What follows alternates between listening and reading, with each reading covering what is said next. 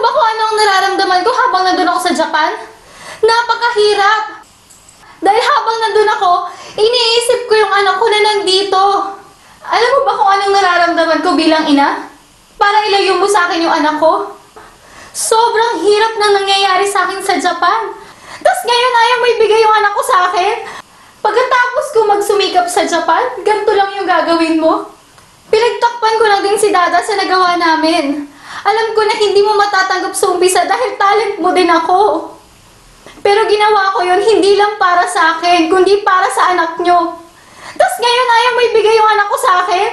Pagkatapos ko magsumikap sa Japan? Ngayon marami na akong naipon. Kaya ko na siyang buhayin. Ipagkakait mo sa akin yung anak ko? Napakasakit para sa akin na hindi mo kayang ibigay sa akin yung anak ko. Sobrang sakit. Bakit mo kailangan ipagdamot sa akin yung anak ko? Ngayon, makakatulog ka pa ba dahil dyan sa desisyong pinagagawa mo? Ha? Makakatulog ka pa ba? Sagutin mo ako. Nakakatulog ka pa ba? Ako? Pinagsasabayan mo akong napakasama kong ina. Sino ba ang nag-alaga sa bata? Bigla na lang dumating ang bata.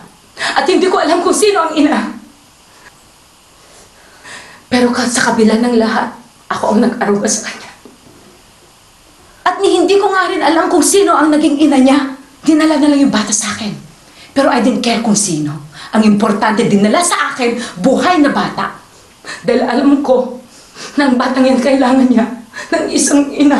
At nagkataon din ng ama niya ay ang anak kong si Dada. Sinong batang ko ba kahit minsan kung sino ang ina niya?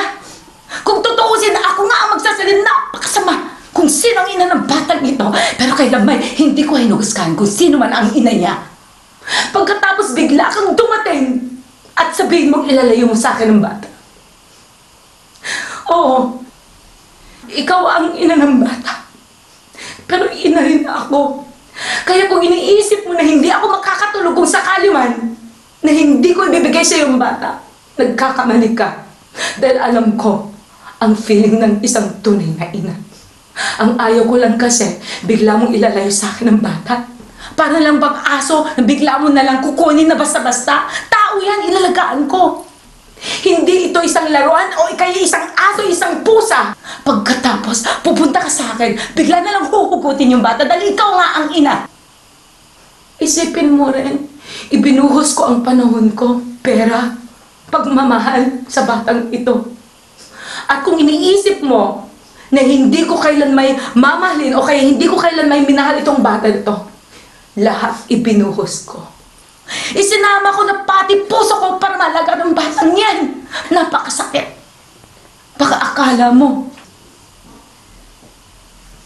Oo, alam ko, ikaw ang tunay na ina. At alam ko, mahal mo ang bata, kaya ka nga bumalik. Kaya lang, iha, ayaw ko lang na bigla mo na lang kukunin sa akin ng bata, pagkatapos ganun na lang kadali.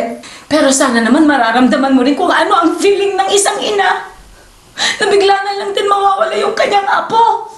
Isipin mo. I am sorry, anak.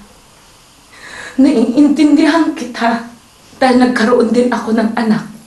At iyon ay si Dada. Isa pa, iniwan ko din siya nung maliit pa siya, nung bata pa siya. Pero ginawa ko ang lahat para lang makaahon, para lang meron akong maipadala sa nanay ko dahil siya rin ang nag-alaga kay Dada. Pero ginawa ko rin katulad ginawa mo. Lahat ginawa ko rin na pagiging entertainer sa ibang bansa kaya naiintindihan kita. Oo, totoo nagsumikap ka. Kaya lang anak, tratuhin mo naman ako na isang ina rin. Naiintindihan ko kung ano naging experience mo dahil ganyan din ang na-experience ko noon. Huwag mo naman ipagkait sa akin ang anak mo. Na ito na yung kanilang anak ko. Anak, hindi ko pinagkakait yung bata. Ayoko rin na totally kukunin mo ang bata pagkatapos totally hindi ko na siya makikita. Kasi puso ko nandun na rin. In-invest ko na rin panahon ko at puso ko sa batang ito. Pagkatapos ganito ang gagawin mo sa akin, mahal ko ang apo ko. Kaya parang awa mo. mo naman sa akin, ipagdamot yung bata.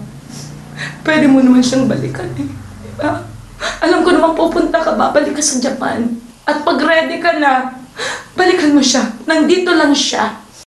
Pero kung kukunin mo siya pagkatapos ipaalaga mo na lang sa hindi pa nakaalaga sa kanya kailanman, masakit sa akin yun. Sana maintindihan mo ako.